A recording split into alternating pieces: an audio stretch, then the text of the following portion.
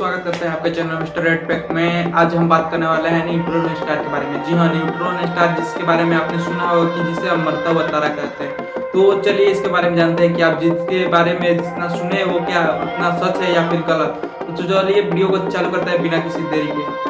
अच्छा, आप मरते हुए तारे को सुनते हैं तो आपके दिमाग में क्या आता है? तुरंत आपके दिमाग में क्लिक करता होगा न्यूट्रॉन स्टार, जिसमें से ब्लू ब्लू लाइट आती है। तो मेरे दोस्त, आप कुछ थोड़े से सही हैं और थोड़े से गलत।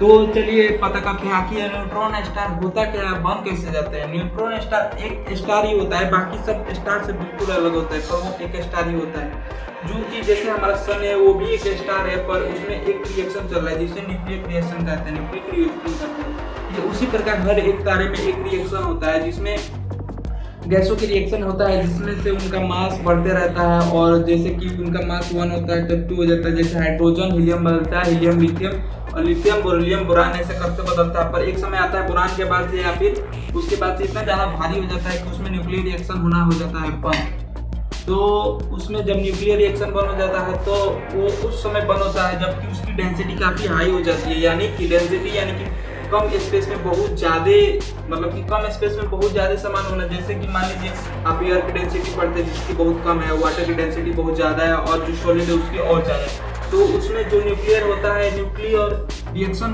इतना ज़्यादा हो जाता है कि उसकी डेंसिटी इतनी हाई हो जाती है कि जिससे जैसे मान लीजिए एक एग्जांपल देते हैं, उसका एक चम्मच न्यूट्रॉन स्टार का एक चम्मच लेकर मिट्टी हम अगर किसी तरह लेकर आ जाते हैं पृथ्वी पे, तो वो पूरे एक हाथी या फिर 2 हाथी के बराबर हो सकता है। जी हाँ, अगर न्यूट्रॉन स्टार हमारे शहर के बराबर भी है तो उसमें इतना ज़्यादा मास होगा कि वो हमारे सन के मास के बराबर हो जाएगा। तो ये आपको जान के थोड़ी सी हैरानी होगी, क्योंकि उसमें इतनी काफ़ी डेंसिटी आ जाती है कि वो जिससे मतलब कि हम एज्यूम नहीं कर सकते, इतना ज़्यादा उसमें डेंसिटी हाई हो जाता है। वो इस कारण होता है, जब उसमें न्यूक्लियर रिएक्शन होता है तो ग्रेविटी तो अपनी ओर खींचते रहती है, और जबकि वो इतना काफ़ी ठंडा हो जाता है, बहुत ज़्यादा ठंडा हो जाता है क्योंकि उसमें से रिएक्शन हो चुका है अपन, और ग्रेविटी अपनी ओर खींचते रहती है। ग्रेविटी कहाँ खींचती है? अपने सेंटर की ओर। तो ग्रेविटी खींचते खींचते उसमें बहुत काफ़ी पावर होने के कारण डेंसिटी काफ़ी हाई हो जाती है, इतनी हाई कि उसके मतलब कि एग्जाम्पल्स आप समझ चुके हैं कि कितनी हाई हो जाती है। तो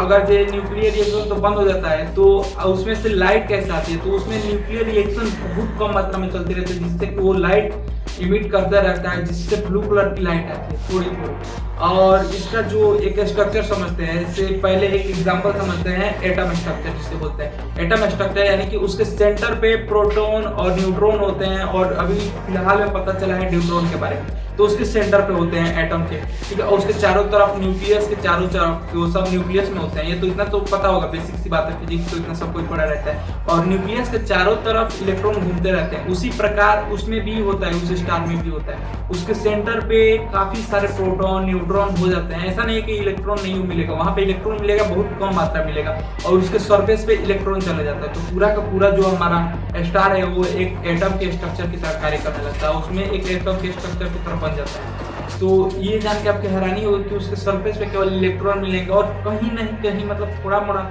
मिल जाता है, चांसेस है जैसे कि प्रोटॉन न्यूट्रॉन कुछ भी मिल जाता है। तो ये उसमें उसकी स्ट्रक्चर की बात हो गई। तो आपने काफी लोगों से सुना होगा कि इसे मरता हुआ तारा कहते हैं। तो आखिर इसे मरता हुआ तारा कहते हैं तो क्यों कहते हैं? इसका तो कोई ना कोई तो लॉजिक होगा ना।